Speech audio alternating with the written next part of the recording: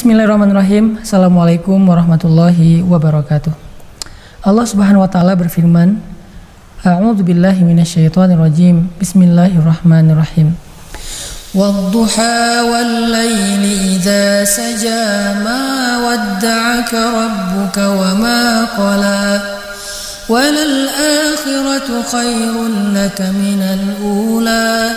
وَلَسَوْفَ يُعْطِيكَ رَبُّكَ فَتَرْضَى أَلَمْ يَجِدْكَ يَتِيمًا فَآوَى وَوَجَدَكَ ضَالًّا فَهَدَى وَوَجَدَكَ عَائِلًا فَأَغْنَى. Nabi SAW pernah merasa sedih, pernah merasa bingung, pernah merasa galau, bimbang, karena beliau tidak mendapatkan wahyu dalam waktu yang lama. Ada riwayat mengatakan 50 hari Nabi tidak mendapatkan wahyu. Sampai-sampai saking bimbangnya Nabi, muncul prasangka bahwa jangan-jangan beliau sudah tidak pantas lagi menjadi Nabi. Jangan-jangan beliau melakukan satu kesalahan yang Allah kecewa dan murka kepada beliau. Jangan-jangan beliau sudah ditinggalkan oleh Allah dan tidak lagi diberikan tugas untuk berdakwah. Nabi merasa sedih, bimbang, dan merasa Allah marah kepada beliau. Setelah sekian lama Nabi dalam keadaan bimbang, sedih, galau, tiba-tiba malaikat Jibril turun dan berdiri di depan Ka'bah dengan cahayanya yang benderang. Cahaya itu terlihat oleh Nabi sampai ke rumah beliau. Kemudian Nabi datang dengan setengah berlari ke arah Ka'bah, dan dari kejauhan Nabi melihat wajah Jibril yang berseri-seri tersenyum kepada Nabi. Kemudian Nabi bertanya, "Wahai Jibril, kemana aja? Udah lama gak ketemu," kata Nabi. Jibril menjawab dengan firman Allah di surat Maryam, "Wa ma natanazzalu illa bi amri rabbik." Wahai Muhammad, aku tidak bisa turun tanpa perintah dari Allah Subhanahu wa taala. Jadi Nabi waktu itu kangen sama malaikat Jibril. Malaikat Jibril juga kangen sama Nabi karena mereka setiap hari bertemu. Jibril mengajarkan Al-Quran kepada Nabi. Nabi belajar tentang syariat dari Jibril. Tapi ini sudah 50 hari gak ketemu. Ketika Nabi bertanya dalam keadaan sangat rindu kepada Jibril, "Wahai Jibril, kemana aja udah lama gak ketemu?" Jibril menjawab dengan surat Maryam itu, "Wa ma natanazzalu illa bi amri rabbik." Ya Rasulullah, wahai Muhammad, aku juga rindu, tetapi kami tidak turun, para malaikat tidak turun kecuali dengan perintah Allah, karena malaikat tidak melakukan sesuatu kecuali dengan perintah Allah. Akhirnya Nabi merasa tenang. Ternyata Jibril belum lupa sama Nabi. Jibril gak benci sama Nabi. Jibril gak ninggalin Nabi. Kemudian Nabi bertanya, "Wahai Jibril, apakah Allah marah kepada saya sehingga Allah tidak turunkan wahyu kepada saya?" Jibril tersenyum dan mengatakan, "Tidak, wahai Muhammad. Allah berfirman, Wadduha wal laili idza saja ma wadda'aka rabbuka wa ma qala." Demi waktu duha, demi waktu malam ketika sudah sangat sunyi, ma wadda'aka rabbuka, Tuhanmu gak pernah ninggalin kamu, wa ma qala, apalagi benci sama kamu.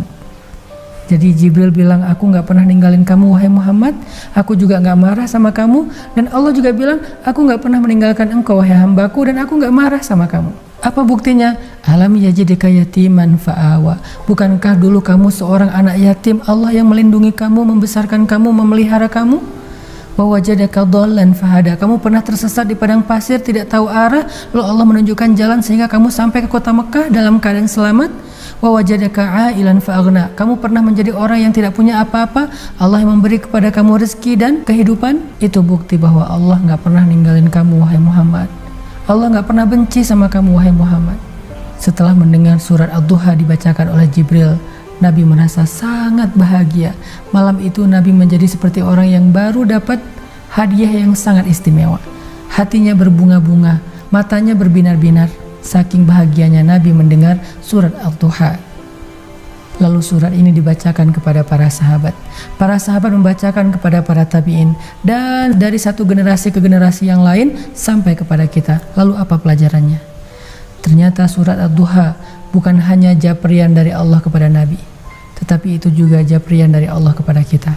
Seolah-olah Allah bilang, seolah-olah Allah ngomong sama kita, wahai fulan, wahai hambaku yang sedang galau, yang sedang bimbang, yang sedang sedih, yang sedang merasa dia sendiri nggak punya siapa-siapa, yang sedang merasa Allah nggak terlibat dalam hidupnya, wahai hambaku, ma wadda'aka rabbuka wa ma qala. Aku sebagai Tuhanmu yang memelihara kamu, yang menjaga kamu, yang menciptakan kamu, nggak pernah ninggalin kamu, apalagi benci sama kamu. Allah tuh nggak benci sama kita. Sehingga la ta'asu, jangan berputus asa. Allah tuh selalu bersama dengan hambanya selama hamba itu berharap kepada Allah Subhanahu wa taala. Tapi kalau kita udah sombong, nggak berharap sama Allah, ngerasa terlalu kegeeran bisa ngerjain semuanya sendiri, Allah juga akan membiarkan kita dengan urusan kita sampai kita berputus asa atau kita menyerah. Tapi kalau kita berharap kepada Allah, Allah nggak pernah mengecewakan siapapun yang berharap dan bergantung kepadanya. Lalu kenapa galau?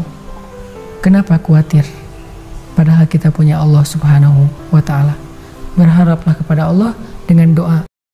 Coba tadabburin, renungkan surat Ad-Duha. Itu surat motivasi banget. A'udzu billahi minasy syaithanir rajim. Bismillahirrahmanirrahim. Wadduha wal-laili idza saja, ma wadda'aka rabbuka wa ma qala, walal akhiratu khairul laka minal ula, walasawfa yu'tika rabbuka fatarda. Perhatikan surat Ad-Duha secara utuh dari ayat pertama sampai selesai. Itu ayat ketika Nabi lagi hampir putus asa.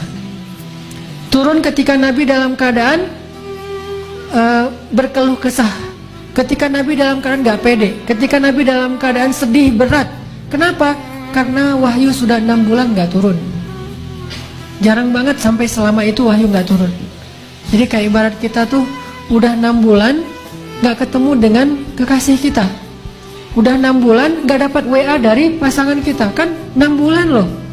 Atau udah 6 bulan WA kita gak dibaca-baca. 6 bulan pernah gak WA nya gak dibaca 6 bulan?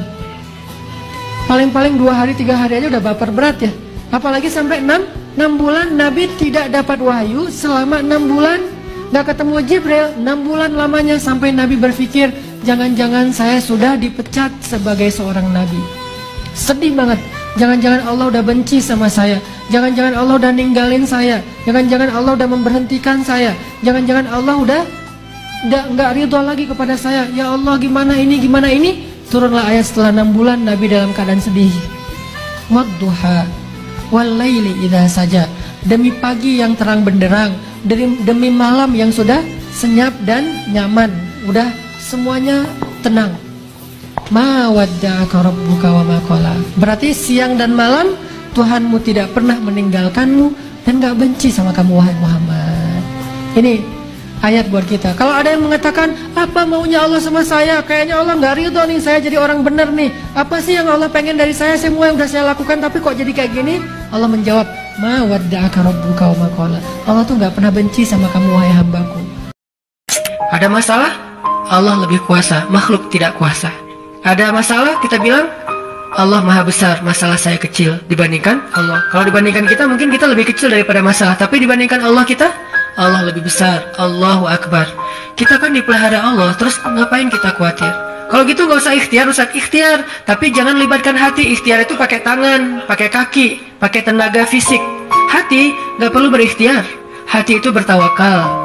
Jangan sampai hati kita ikut ikhtiar, ini bahaya nih. Kalau hati kita ikut ikhtiar, berarti kita lebih percaya kepada makhluk daripada Allah. Nanti akan mentok, kalau udah mentok putus asa, itu penyebabnya. Gara-gara hatinya baper dengan ikhtiar.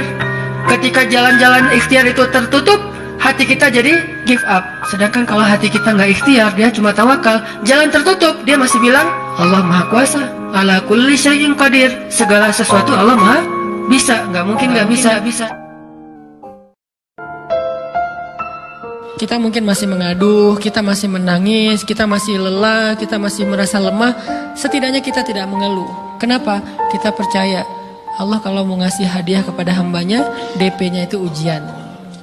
Dan yakinlah hadiahnya minimal 10 kali lipat lebih baik daripada ujian itu. minimal. Karena nggak ada amal soleh yang dibalas di bawah 10 kali lipat tuh nggak ada.